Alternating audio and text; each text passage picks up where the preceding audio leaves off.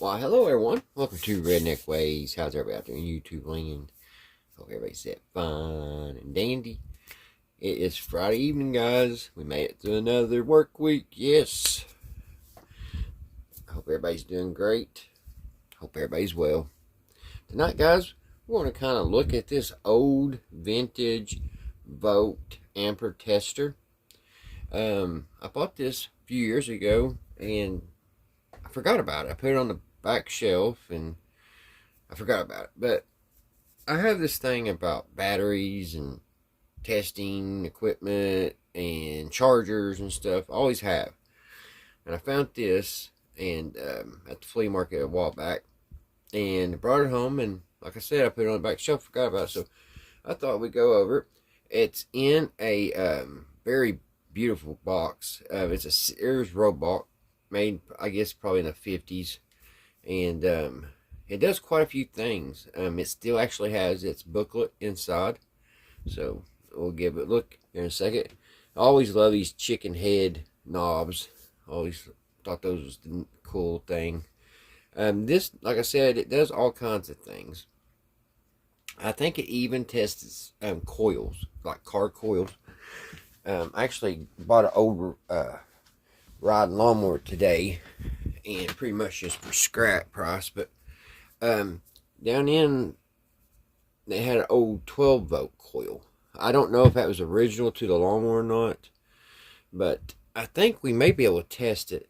I know we have different voltages here. We have 8 volts, 2.5 volts. We have 16 volts, 32 volts, and 90 amps that I guess we could test. And I don't know if we could put this on 16 and test 12, but we're going to get ready to find out. All the cables and leads and everything are inside. So let's open it up. It has, they thought of everything on this. It's got these little rubber grommets or whatever they are, and they're for a reason. It's to flip it up like this, and it has a little latch here on the side, and latch it, and it opens up. Sometimes it's a little tough. Gets stuck. It fits really snug. It's stuck right here in the corner. There we go. And you just open it up like that. And here's the booklet. Here's the booklet on it, guys. And it's the little manual, instruction manual. It's a model 244-2104. I guess they had to mark that out because they had the wrong manual or something. It's an All-State, which sadly on the front of it, let me flip it back up here for a minute. On the front of it, this All-State sticker is kind of getting peeled off a little bit. And that's kind of my fault. That was perfect when I bought it, and I wiped it off, and my rag was a little bit too damp, and it got the corner. Let's put it back here. Open it back up. All right. It was made in Chicago, Illinois. Printed in the USA. Sears Roebuck and Company. And like I said, it's an All-State. And then here's the back. See here, there's a coil. So I think we could test it. I've been waiting to find the old coil and test it, but I think for some reason I always thought I needed a 6 volt. So hopefully we can test it. But here's some of the instructions. We'll kind of thumb through the instructions here for a minute. Here's the battery light load test. I'll show you that. That's really looks really neat. Let's go to the next one page here. Trying to find a copyright date because I think this is 50s. I could be wrong. It could be 60s. It can't be no earlier than early 60s. There's a battery test.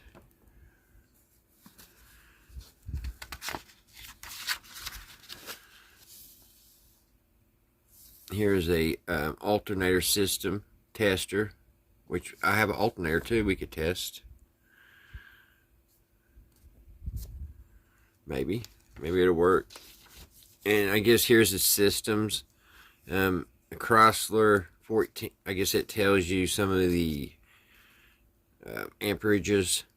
Chrysler 14.0 to 14.6. Motorola. You know, Motorola, the reason why they came up with the word Motorola is when they first invented it and they put it in a car, so car is like Motorola, kind of like your old what was the record players? I can't believe I forgot, but Motorola, and it was Radiola.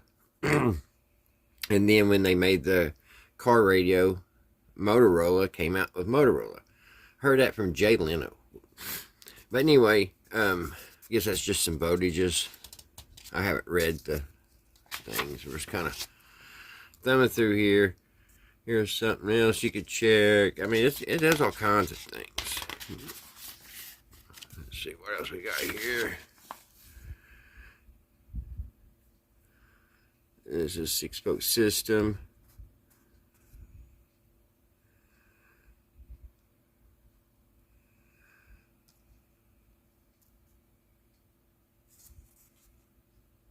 Not for sure what's this doing. Here's some more stuff. More stuff here. I guess this shows you how to hook the generator stuff up and test it. So, I guess let's find us something to test. I'm going to read on how to check a coil. So, let me study on that for a minute, and I'll be back. Well, before I do that, I'll show you the stuff it came with. It came with this. It plugs in the front. It has these. I think I'm missing one of these little screw. There's the plus. That's the negative. Positive, negative. It may be in this bag. It is. It has a shunt. Here's the shunt here. So I say you put this piece over here if you're going to use it. You probably have to share it, move it back and forth. And here's, of course, the positive lead. And then you have your test leads.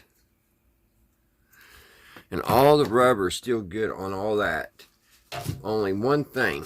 This thing here. And the wires are in horrible, horrible shape. And this is some kind of tester here. But we'll have to be very careful. I may have put a new wire on this. Because you can tell the rubber just over time just disintegrated. So if we have to use this, I'll have to replace the wires, which won't be hard. So let me look in the booklet and see how we test a coil.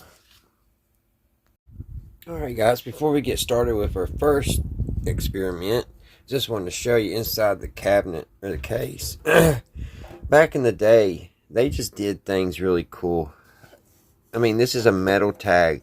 That would be something you would see on maybe an automobile or something, you know, the serial number on an automobile, but nope. It's on this too, and it's all made of metal.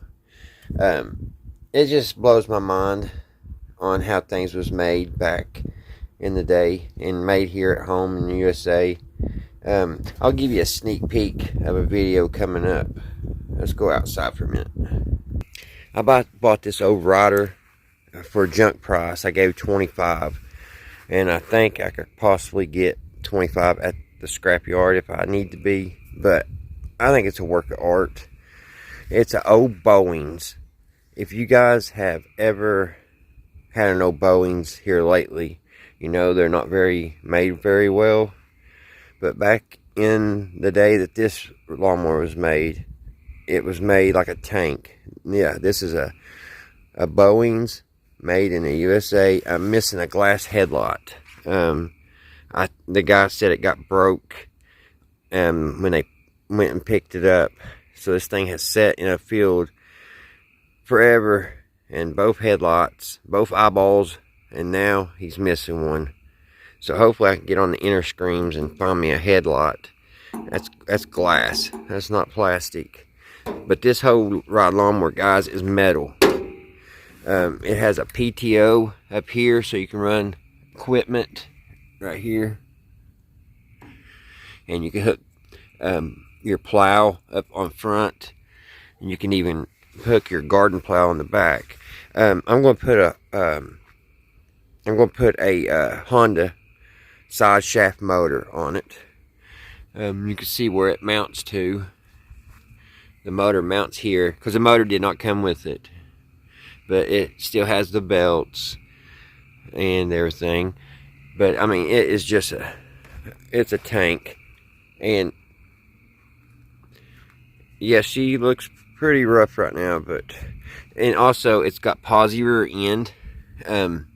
This right here, you just bring it out for single if you just want a one tire peel, or if you want both of them, you just take this in and lock it hubby in, and it's just awesome. I'm hoping I can re-poster this seat just like it is here. I think I can. If I can get it off there without tearing it and take it all apart and get my pattern, I think I could get a seat made pretty much good for it. Here's the steering wheel. I mean, it's just a beast. Here's the rear end. Oh, and it runs on drive shaft. It's got a PTO down here for the blades, but the drive shaft comes all from there where the motor shaft hooks, and it runs back here. And I just thought that was the neatest thing. They just don't make them no more like this, guys. I don't know if you can read over there, Bowlings. There's a bricker. I had that for a chalk.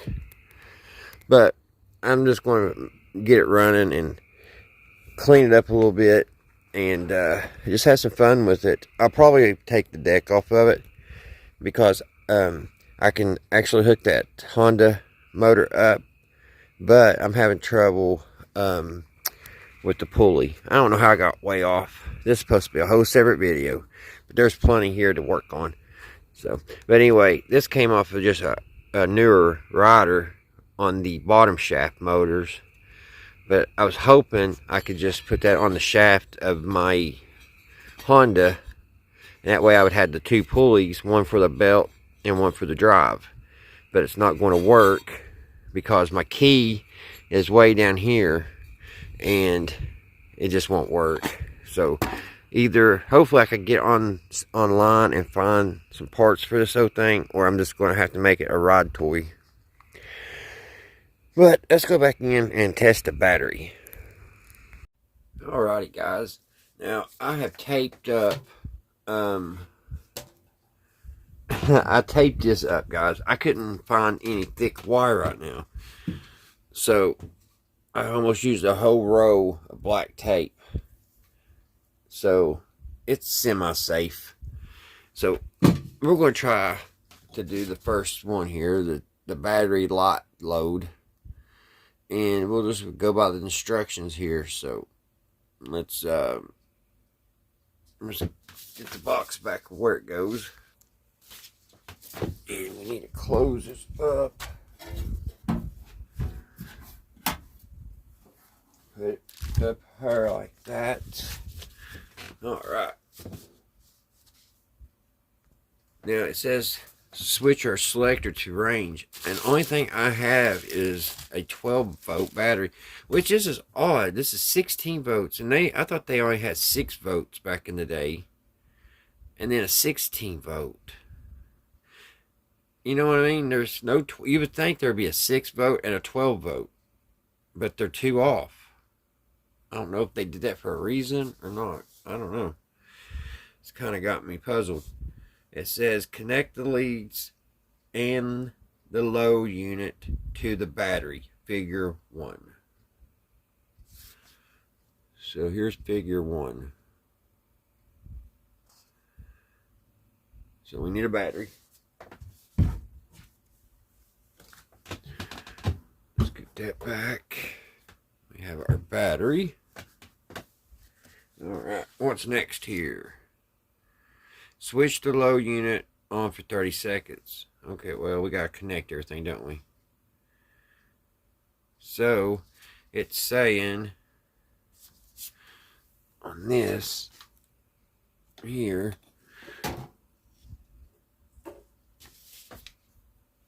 okay, it's saying hook.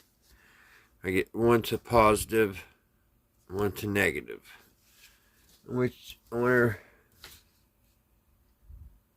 so this wire here, oops, I dropped it.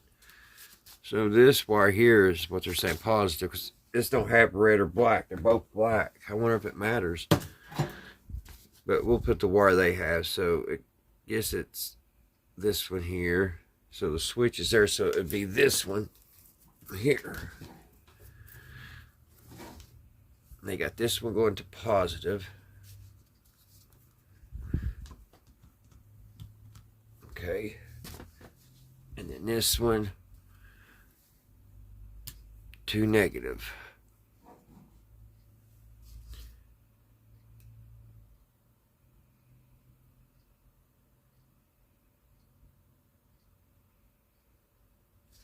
And now we need to probably hook the volts up right here. So we need one of those going to negative, or one to plus and one to negative. So I need to find that. So I guess it would be these.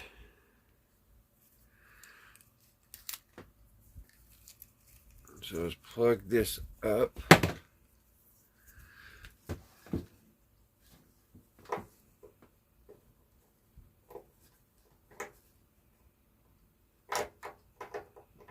I guess it only goes in there one way, like that. Okay, how they got that hook? Because I don't have...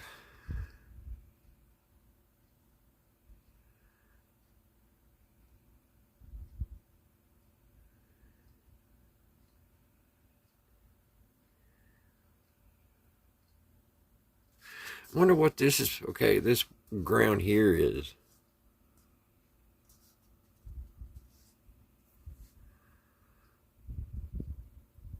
I don't know. But this is to see, it's going to overload our batteries, what it's going to do. So let's put our plus. Do it like this.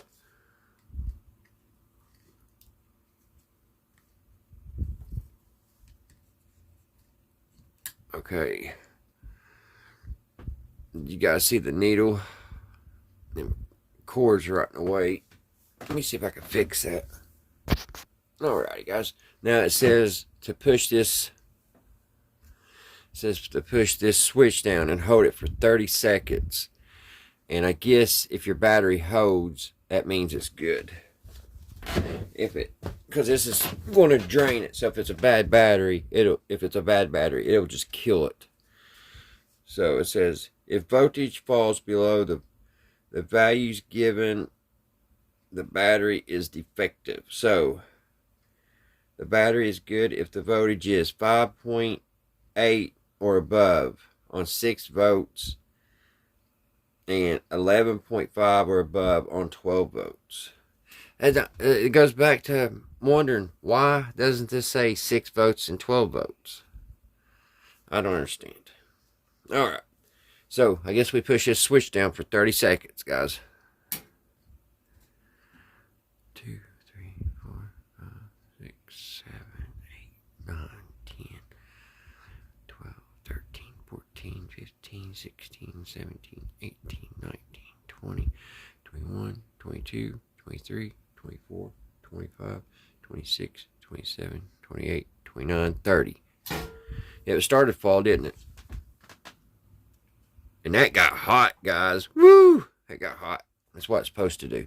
So that battery's good. We just sucked a lot of juice out of it, didn't we? All right. Well, that battery made that test. Yeah, we're good because it went back up to 11 volts. So that battery's really, really good. All right. Well, let me see if we can do another test. That's pretty cool. I don't know why I haven't done this before. So let me read and see if we can find another test we can do in here. I want to test that coil. Alright guys, I've been reading here, and I guess Motorola made a lot of alternators back in the day. I was thinking we could do a diode test, but that's in the alternator.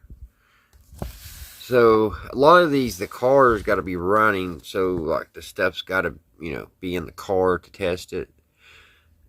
So I don't know if we're going to be able to find anything else we can test right now on the workbench. But I thought that was pretty cool. Motorola made alternators. I didn't know that. Learning something new. You also can check your points with this tester. And this one over here, primary ignition system and wiring. So that's where I thought we could test the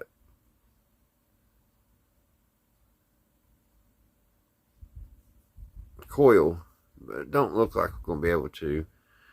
Because see, you got to have the ignition, and I don't know what that one thing is on the bottom, generator maybe. Then there's your coil. Whatever's going on up there. So I guess that's about all we could test right now until we get something, where maybe when we're working on that old lawnmower, when we put our ignition and everything in, which it won't have ignition because that motor I'm putting on is just a pull cord.